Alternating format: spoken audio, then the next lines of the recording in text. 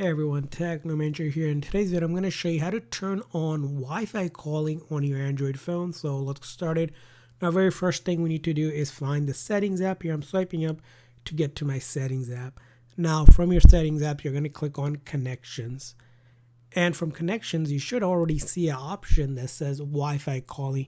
Currently, my Wi-Fi calling is turned off. In order to turn it on, simply turn that on, and then it's going to go ahead and load your Wi-Fi calling. Now, Wi-Fi calling may not be available on our carrier, so keep that in mind. So if it doesn't turn on for you, your carrier may need to enable it. So you may need to contact your phone company or carrier to ask them if Wi-Fi calling is allowed on your account or if they need to enable it, and they'll enable it. It'll take a few moments to activate, but you should be able to start using Wi-Fi calling once it's been activated. So that's how you turn it on. I hope this video was helpful, so please consider the like and subscribe button for more tips and tricks. So see you guys next time.